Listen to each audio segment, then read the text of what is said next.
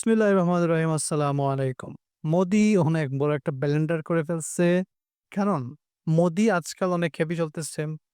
সবার সাথে দেখা করতেছে, বিভিন্ন জায়গায় যাচ্ছে। সে বলতেছে, "আমরা অপারেশন সিন্দুর সাকসেসফুলি কমপ্লিট করছি। আমরা এতটা মিসাইল ফায়ার করছি, এত ড্রোন মারছি, এতজন জঙ্গি মারছি।" সে অনেক খুশি। কিন্তু মোদির এই ব্লেন্ডারের কারণে কিন্তু ট্রাম্প কঠিন জবাব দিতে যাচ্ছে মোদিকে।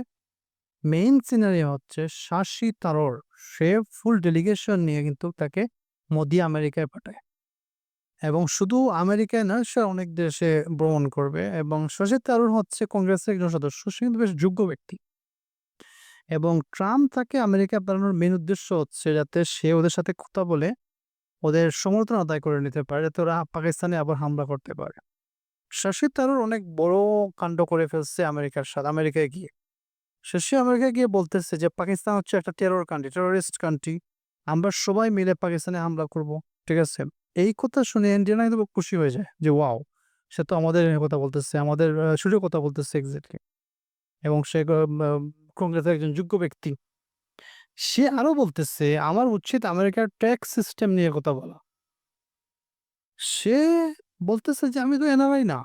তবে ডোনাল্ড ট্রাম্পের কোনো ক্লাস নাই। চিন্তা করছেন কি বলছে সে? যে ট্রাম্পের কোনো ক্লাস নাই। আমি আমেরিকার অনেক প্রেসিডেন্টের সাথে মিট করছি এবং senior, junior Bush, Bill Clinton, ওবামার সাথে দেখা করছি আমি। কিন্তু বর্তমান প্রেসিডেন্ট এর কোনো ক্লাস নাই। তার কোনো লেভেল নাই। একজন প্রেসিডেন্ট যে কিছু গুণাবলী থাকা দরকার সেটাও নাই। এবং ট্রাম্প হচ্ছে অযোগ্য প্রেসিডেন্ট। এবং সে বলতেছে যে বাকি প্রেসিডেন্টের সাথে ট্রাম্পের কোনো ক্লাসের মিল নাই। এই কথা বলার মাধ্যমে কিন্তু এই শশী থারুর কি করছে, ট্রাম্পকে অনেক বড় একটা বিপদের মধ্যে ফেলে দিচ্ছে। হয়তো আমরা আজকালের মধ্যে একটা নিউজ দেখতে পাবো যে ট্রাম্প একটা অ্যাকশন নিচ্ছে কিন্তু মোদির বিরুদ্ধে, এনডিএর বিরুদ্ধে। কারণ তাকে সরাসরি কিন্তু ইনসাল্ট করছে এই শশী থারুর এই কথাগুলোর মাধ্যমে। হয়তোবা আমরা জানি না, হয়তোবা সেটা তার ইচ্ছা করেই করছে, কারণ ফাঁদে ফেলার জন্য মোদিকে।